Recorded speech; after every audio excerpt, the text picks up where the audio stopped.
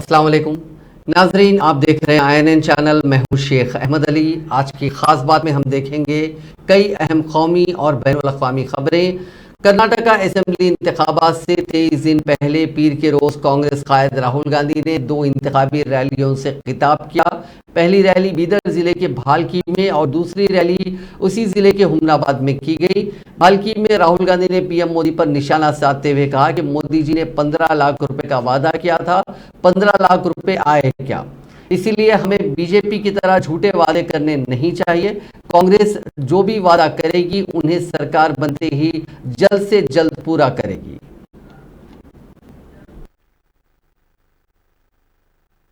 अच्छा, नरेंद्र मोदी जी ने एक और सवाल उठाया। उन्होंने कहा कि मैंने ओबीसी का अपमान किया है। सबसे पहले मैं किसी का अपमान कभी नहीं करता हूं, मगर दूसरा सवाल और बड़ा सवाल, अगर नरेंद्र मोदी जी ओबीसी की बात करते हैं तो फिर सचमुच में हम ओबीसी की बात क्यों ना करें? और ओबीसी वर्ग के सामने 2-3 बड़े मुद्दे हैं, देश के मुद्दे हैं, उनके बारे में आपको थोड़ा सा बताना चाहता हूं। अगर हम चाहते हैं कि ओबीसी को ताकत दी जाए, राजनीतिक ताकत, आर्थिक ताकत, तो सबसे पहला कदम हमें यह मालूम होना चाहिए कि हिंदुस्तान में ओबीसी है कितना। अगर हम ओबीसी को ताकत देना चाहते हैं तो पहले यह समझना होगा कि देश में ओबीसी कितने हैं, दलित कितने हैं, आदिवासी कितने हैं। अगर हमें यही नहीं मालूम तो हम ओबीसी को शक्ति, ओबीसी को ताकत कैसे दे सकते हैं?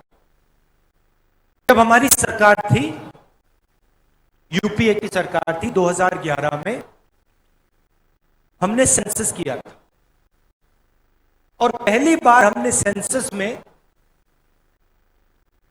सवाल पूछा था कि भैया आप ओबीसी हो, आप दलित हो, आप आदिवासी हो, आपकी जात क्या है?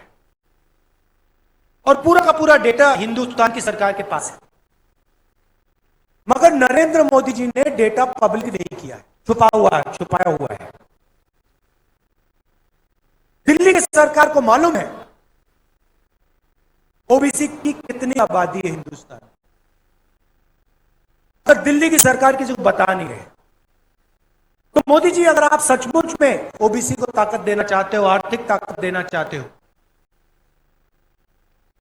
राजनीतिक ताकत देना चाहते हो, तो सेंसस में जो डेटा है उसको पहले आप पब्लिक कीजिए कि देश को पता लगे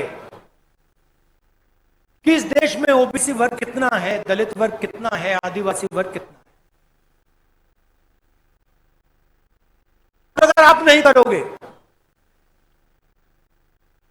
तो कांग्रेस पार्टी यह काम करके दिखा देगी, क्योंकि हम झूठे वायदे नहीं करते, हम सचमुच में। राहुल गांधी ने कर्नाटका के दौरे के दौरान अमूल बमुकाबला नंदिनी तनाज़े के दरमियान बेंगलुरु में एक नंदिनी स्टोर पर पहुंचे, जिसके बाद उन्होंने ट्वीट किया कि कर्नाटका का फख्र नंदिनी बेहतरीन है। कांग्रेस लीडर ने अडानी मामले के जरिए PM मोदी को भी निशाना बनाया। राहुल गांधी ने दोहराया कि वो मरकज में बीजेपी की ज़ेर क़यादत हुकूमत से खौफजदा नहीं है। उन्होंने कहा कि बीजेपी समझती है कि उन्हें पार्लियामेंट से निकाल कर, धमकियां देकर और डरा कर खौफजदा कर देगी। मैं उनसे नहीं डरता, मुझे डिस्क्वालीफाई कर दो, मुझे जेल में डाल दो, मुझे इन चीज़ों से फ़र्क नहीं पड़ता। कांग्रेस सदर मल्लिकार्जुन खड़गे ने मुल्क में जात पात की मरदमशुमारी के इनेकाद को लेकर वज़ीर आज़म नरेंद्र मोदी को खत लिखा। उन्होंने एक ट्वीट में लिखा कि बाकायदा 10 साला मरदमशुमारी 2021 में की जानी थी, लेकिन ये नहीं हुई। हमारा मुतालबा है कि इसे फौरी तौर पर किया जाए और जामे जात पात की मरदमशुमारी को इसका लाजमी हिस्सा बनाया जाए। मुझे खदशा है कि जात पात की अदम मौजूदगी में हिंदुस्तान में समाजी इंसाफ के प्रोग्रामों के लिए मरदमशुमारी का डेटा नामुकम्मल है। मेरा वजीर आजम को खत। खड़गे ने पीएम मोदी को लिखे गए खत में लिखा कि मैं आपको एक बार फिर ताज़ा तरीन मरदमशुमारी के लिए यह खत इंडियन नेशनल कांग्रेस के मुतालबे को बाज़ाब्ता तौर पर पेश करने के लिए लिख रहा हूँ। मैं और मेरे साथियों ने माजी में मुतअद्दिद मौक़ों पर पार्लियामेंट के दोनों ऐवानों में यह मुतालबा उठाया। कई दीगर अपोजिशन जमातों के कायदीन ने भी यह मुतालबा पेश किया। कर्नाटक के साबिक वज़ीर आला और बीजेपी के रहनुमा जगदीश शेट्टार पीर के रोज बाज़ाब्ता तौर पर कांग्रेस पार्टी में शामिल हो गए। उन्होंने इतवार को बीजेपी एमएलए के ओहदे से इस्तीफा दे दिया था। कांग्रेस सदर मल्लिकार्जुन खड़गे, कर्नाटक कांग्रेस सदर डीके शिवकुमार और अपोजिशन लीडर सिद्धारामैया ने शेट्टार का पार्टी दफ्तर में खैर मकदम किया। पार्टी के मरकजी लीडर रणदीप सिंह सुरजेवाला, केसी वेणुगोपाल भी इस प्रोग्राम में मौजूद थे। शेट्टार ने वहां मीडिया को बताया कि मुझे इस पार्टी से जबरन बाहर निकाल दिया गया, जो मैंने बनाई थी। मैं कांग्रेस के नजरिए और उसूलों को कबूल करते हुए उसमें शामिल हो रहा हूं।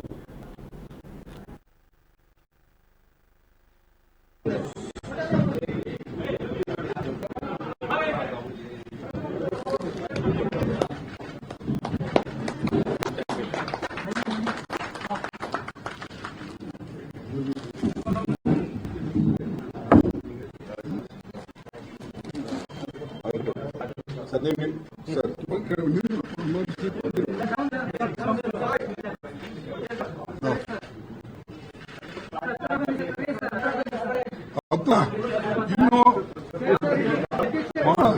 ಭಾಳ ಹತ್ರ ಆಯ್ತು ಡೇಂಜರು, ಭಾಳ ದೂರ ಆಯ್ತು ನೋಡಿ.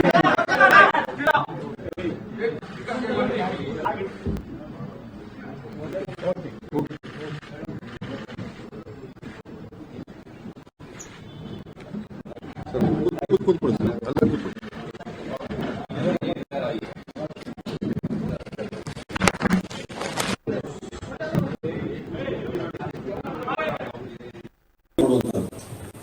ಬಹುಶಃ ಒಳ್ಳೆ ನ್ಯಾಚುರಲ್ ಆಗಿ ನಾನು ಕಳೆದ 2 ವರ್ಷದಿಂದ ಕ್ಷೇತ್ರದಲ್ಲಿ ಓಡಾಡ್ತಾ ಎಲ್ಲ ರೀತಿಯಾದಂಥ ಅಭಿವೃದ್ಧಿ ಕೆಲಸಗಳು ಆಗಿದೆ. ನನಗೆ ಅನಿಸ್ತು ಒಬ್ಬ ಹಿರಿಯ ನಾಯಕ ನ್ಯಾಚುರಲ್ ಆಗಿ ಟಿಕೆಟ್ ಸಿಗ್ತದೆ ಅನ್ನೋದು, ಅದಕ್ಕೆ ಪ್ರಯತ್ನ ಮಾಡುವಂಥದ್ದು ಮತ್ತೊಂದು ಏನಿಲ್ಲ. ಆದರೆ ಯಾವಾಗ ನಿಮಗೆ ಟಿಕೆಟ್ ಇಲ್ಲ ಅಂತ ಅನ್ನೋದು ನನಗೆ ಆಘಾತ ಆಯಿತು, ವೇದನೆ ಆಯಿತು. ಒಂದು ನಾನು ಹೇಳ್ತಿದ್ದೀನಿ, ಒಬ್ಬ ಹಿರಿಯ ನಾಯಕನಿಗೆ ಏನೊಂದು ಟ್ರೀಟ್ಮೆಂಟ್ ಕೊಡಬೇಕಾಗಿದೆ, ಅದು ಆಗಲಿಲ್ಲ ಅನ್ನೋದನ್ನು ನೋವಿದೆ. ಇಲ್ಲ ಜಗದೀಶ್ ಹೆಗಡೆ, ನಿಮ್ಮ ಸರ್ವಿಸ್ ಅನ್ನ ಪಕ್ಷದ ರಾಷ್ಟ್ರ ಮಟ್ಟದಲ್ಲಿ ಬೇರೆ ಗಮನಕ್ಕೆ ಹೋಗ್ತೀವಿ, ಅಥವಾ ನಿಮಗೆ ಬೇರೆ ಉನ್ನತ ಹುದ್ದೆಗಳನ್ನು ಕೊಡ್ತೀವಿ, ಅದಕ್ಕೆ ಈ ಸಲ ನೀವು ಚುನಾವಣೆಗೆ ನಿಲ್ಲುವುದು ಬೇಡ.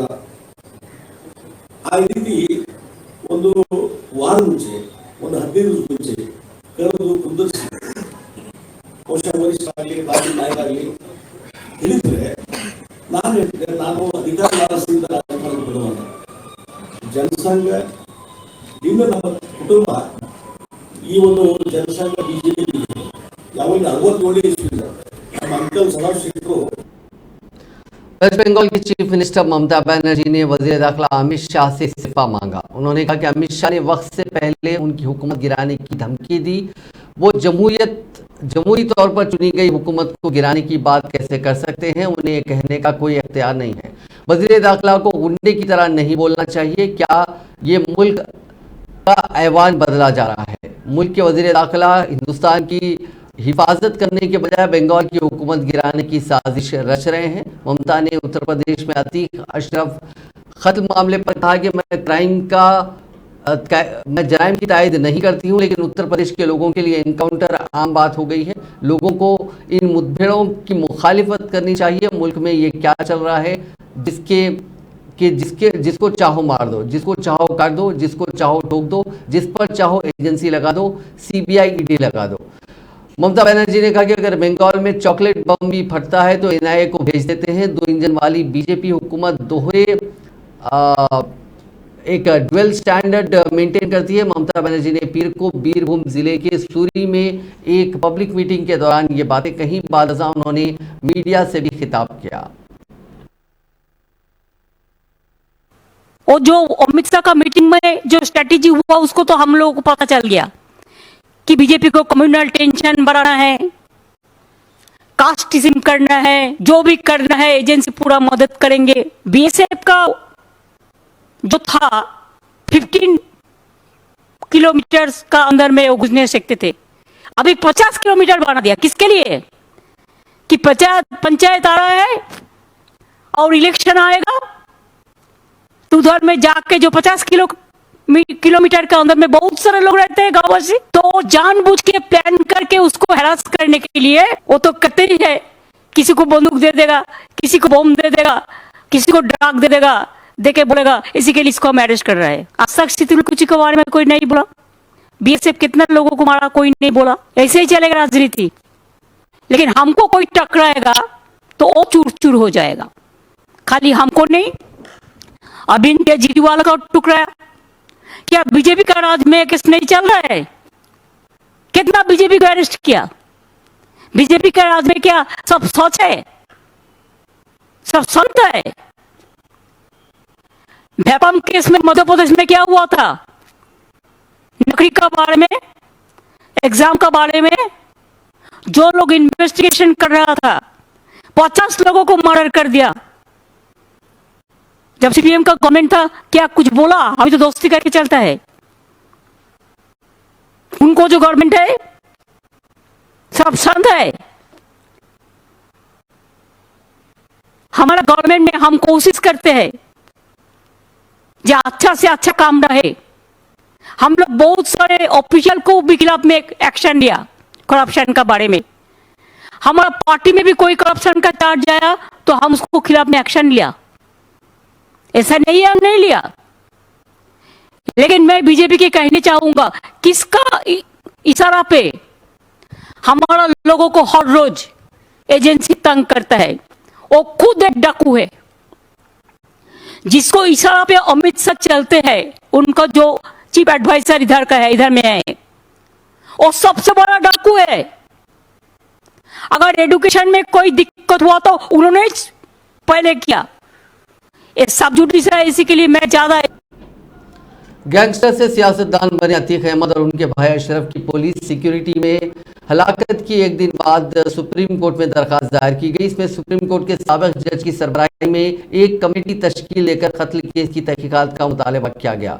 एडवोकेट विशाल तिवारी ने इतवार को सुप्रीम कोर्ट में एक दरखास्त दायर की, जिसमें एक आज़ाद माहिर कमेटी और उत्तर प्रदेश में 2017 से अब तक 183 एनकाउंटर्स की तहकीकात का मुतालबा किया गया। आपको बता दें कि अतीक अहमद और उनके भाई अशरफ को सहाफियों के बेस में 3 हमलावरों ने उस वक्त गोली मारकर हलाक कर दिया, जब पुलिस एहलकार उन्हें हफ्ते की रात उत्तर प्रदेश के प्रयागराज के एक मेडिकल कॉलेज में जांच के लिए ले जा रहे थे। दरखास्त में कहा गया कि फर्जी पुलिस एनकाउंटर्स की कानून में कोई जगह नहीं है और एक जमहूरी माशरे में पुलिस को हतमी इंसाफ करने की इजाज़त नहीं दी जा सकती, क्योंकि सजा देने का इख्तियार सिर्फ अदलिया के पास है। अतीक के कत्ल का हवाला देते हुए दरखास्त में कहा गया कि पुलिस की इस तरह की कार्रवाई से जमहूरियत और कानून की हुक्मरानी को शदीद खतरा लाहक है।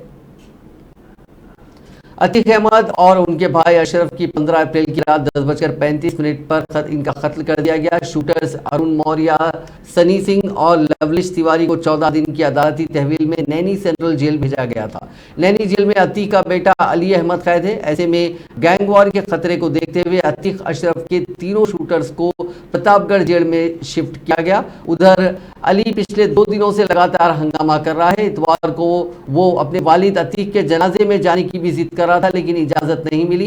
पीर की दोपहर में अली ने जोर जोर से चीखना चिल्लाना शुरू कर दिया था। जब तक वार्डन उसके पास पहुंचे, उसने अपना सिर बैरक की गेट पर मारा, जिससे उसके सिर में चोट आ गई है। जेल जराये के मुताबिक अली भाई असद के एनकाउंटर के बाद से ही परेशान है। पिछले 3 रातों से वो सोया भी नहीं है। जेल का खाना भी खाने से वो इनकार कर रहा है। वो बार बार सिर्फ एक ही बात कह रहा है कि धोखे से हमारे भाई को मार दिया, अब्बू और चाचा को भी मार दिया।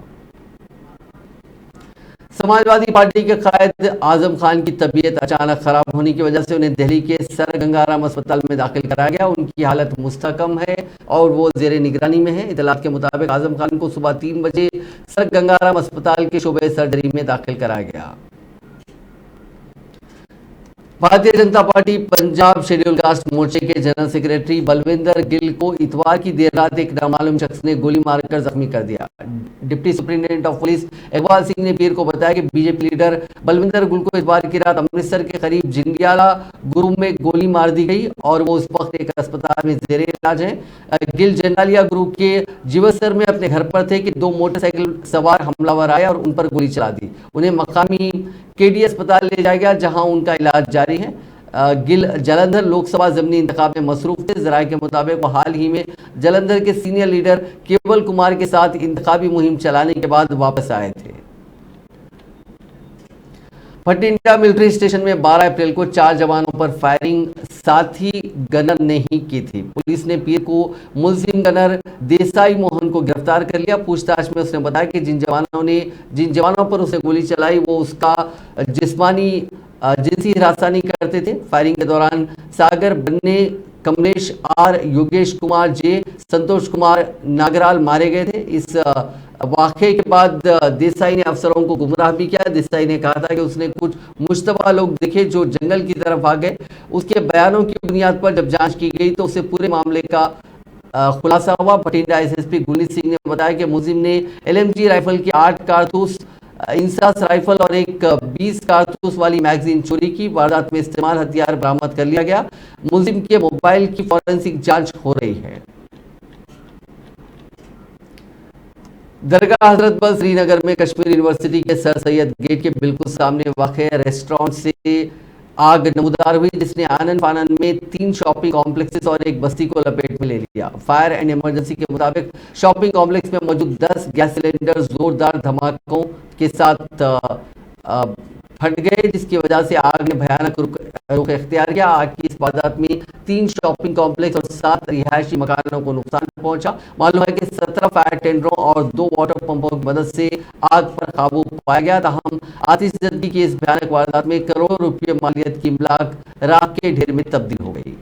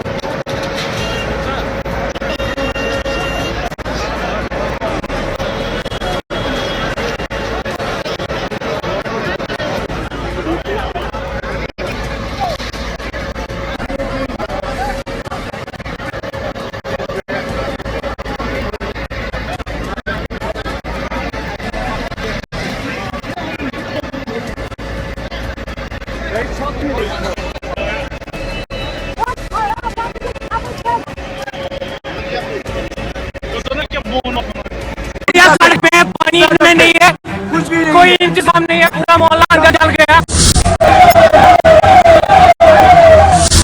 हल्की दो गया है, बस वो आ गई, बस और कोई ना आ गई, उनका पानी खत्म हो वो वहाँ पे बैठ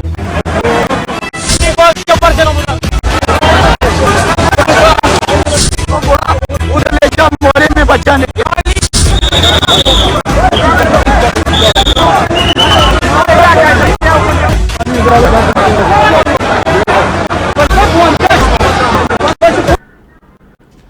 दिल्ली के नानगुलो इलाके के कन्नौर सिंह नगर की गली नंबर 10 में एलपीजी सिलेंडर धमाके से एक इमारत गिर गई जिससे कम से कम 8 अफराद जख्मी हो गए। दिल्ली फायर सर्विसेज ने पीर को ये इत्तला दी। डीएफएस के मुताबिक तमाम जख्मी अफराद को मकामी शहरियों और पुलिस पीसीआर एहलकारों की मदद से अस्पताल में दाखिल कराया गया। फायर डिपार्टमेंट को सुबह तकरीबन 5:15 बजे मकान गिरने की इत्तला मिली। एक और वाकये में टैगोर गार्डन के इलाके में एक इमारत गिर गई। इतवार की देर तकरीबन 11:30 बजे फायर डिपार्टमेंट को इमारत के गिरने की इत्तला मौसूल हुई। फायर फाइटर्स ने मौके पर पहुंचे और उन्होंने देखा कि पड़ोसी प्लॉट पर तहखाने की खुदाई के दौरान 3 मंजिला इमारत गिर गई थी। एक दिल दहला देने वाले सानेहे में कम से कम 11 अफराद लू लगने की वजह से दम तोड़ गए और 3 दर्जन से ज्यादा लोगों को एक बड़ी तकरीब के बाद अस्पताल में दाखिल कराया गया, जिसमें मुसला अप्पा साहब धर्माधिकारी को महाराष्ट्र भूषण 2022 अवार्ड से नवाजा गया था। उन्होंने मरने वालों के लवाहिकीन को 5 लाख रुपए मुआवजे का ऐलान किया गया है और कहा गया कि दीगर मरीजों की मुनासिब देखभाल की जा रही है। इस पूरे मामले को लेकर कांग्रेस पार्टी ने एकनाथ शिंदे हुकूमत को तनकीद का निशाना बनाया और कहा कि इस तकरीब में जो शुरका आए थे उनकी हिफाजत का और उनकी सिक्योरिटी का कोई मुनासिब इंतजाम नहीं किया गया था।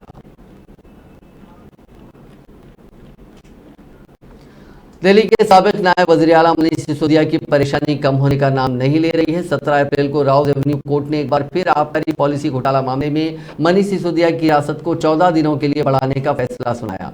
यानी अब वो 1 मई तक अदालती हिरासत में रहेंगे।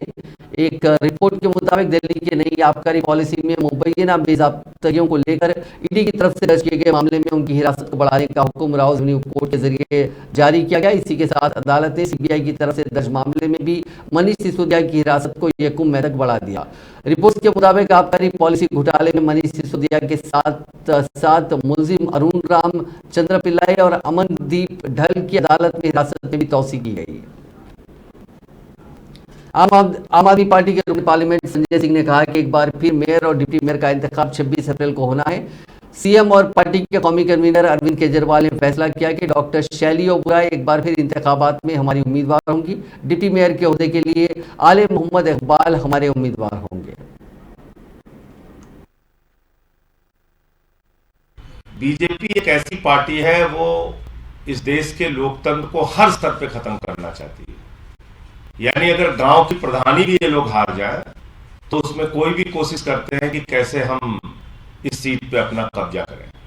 तो एमसीडी में दिल्ली की जनता ने हरा दिया, वो चीज उनको बर्दाश्त नहीं हो रही थी।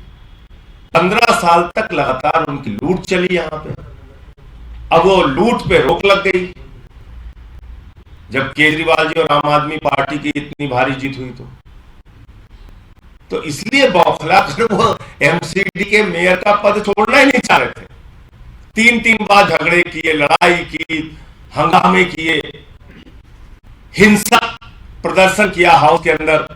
आप लोगों ने देखा होगा, सारा कुछ कैमरे पे कैद है। तो लेकिन हमारे जितने भी पार्षद थे मजबूती से खड़े रहे और उन्होंने वोट दिया डॉक्टर शैली ओबराय को भी और आले मोहम्मद को। बीजेपी एक ऐसी पार्टी है वो इस देश के लोकतंत्र को हर स्तर पे खत्म करना चाहती है। यानी अगर गांव की प्रधानी भी ये लोग हार जाए तो उसमें कोई भी कोशिश करते हैं कि कैसे हम इस सीट पे अपना कब्जा करें।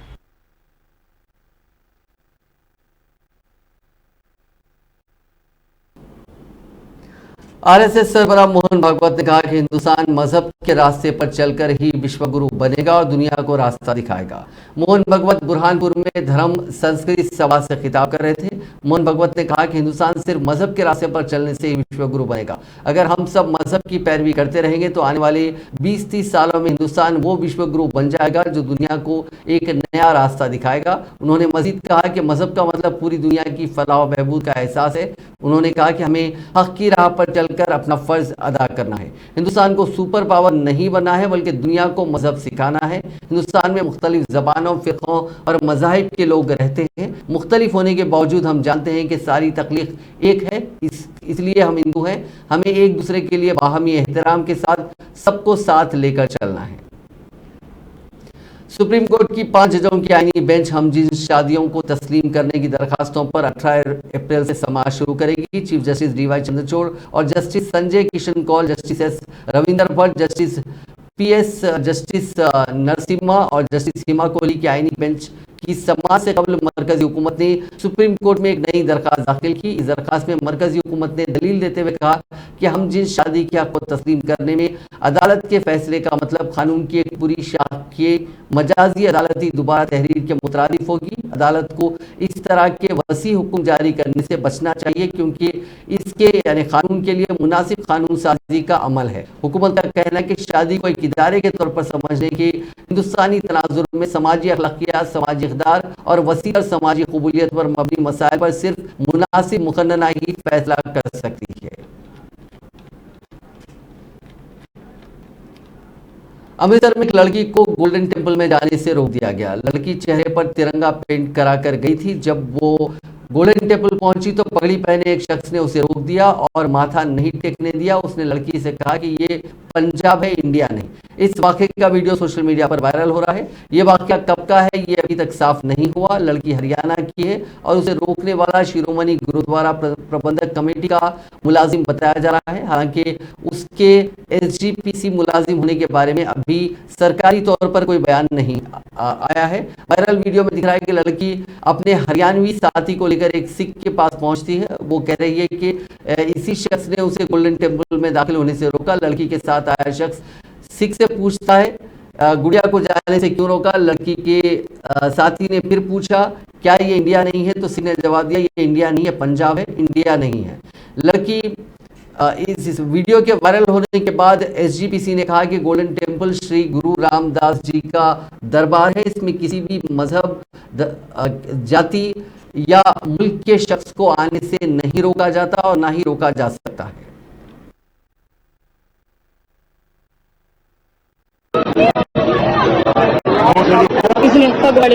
किसने?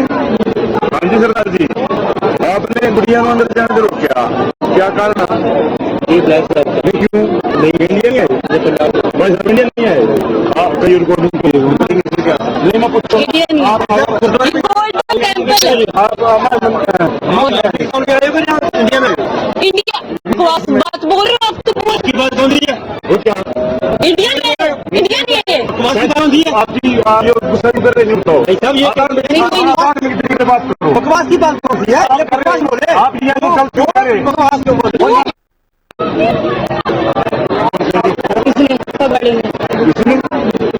सरदार जी,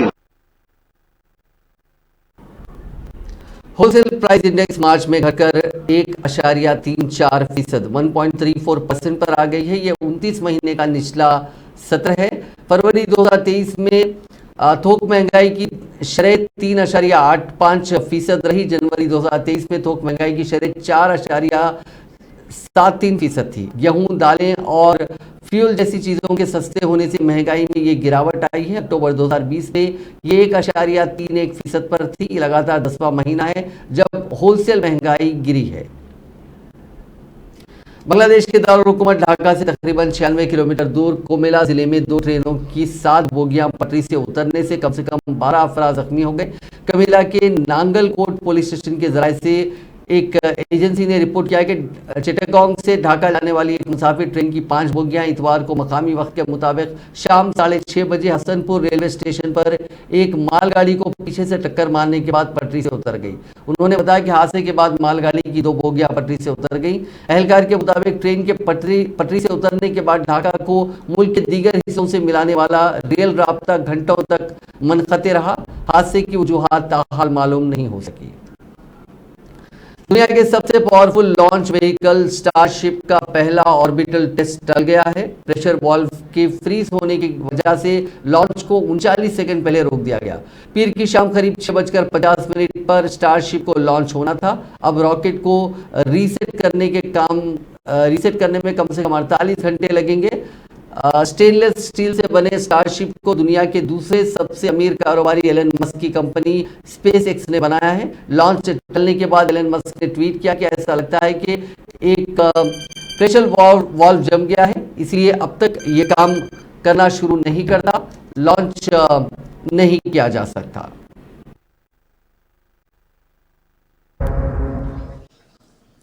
Good morning. नॉर्थ अफ्रीकी मुल्क सूडान में तख्ता पलट के लिए मिलिट्री और बाकी पैरामिलिट्री रैपिड सपोर्ट फोर्स के बीच लड़ाई जारी है। एक रिपोर्ट के मुताबिक अब तक 97 लोगों की मौत हो चुकी है, 1126 लोगों के जख्मी होने की खबर है। डॉक्टरों का कहना है कि दारुल-हुकूमत खार्तूम के अस्पतालों में हालत बेहद मुश्किल हो गए हैं। लड़ाई के चलते जो सेहत के एहलकार हैं वो जख्मियों तक नहीं पहुंच पा रहे हैं। ताज़ा अपडेट के मुताबिक दारुल-हुकूमत खार्तूम समेत कई इलाकों में पीर के रोज भी गोलाबारी और धमाके जारी रहे। नाज़रीन, आज की खास बात में बस इतना ही। आपसे कल मुलाकात होगी नई खबरों के साथ। आप देखते रहिए INN चैनल।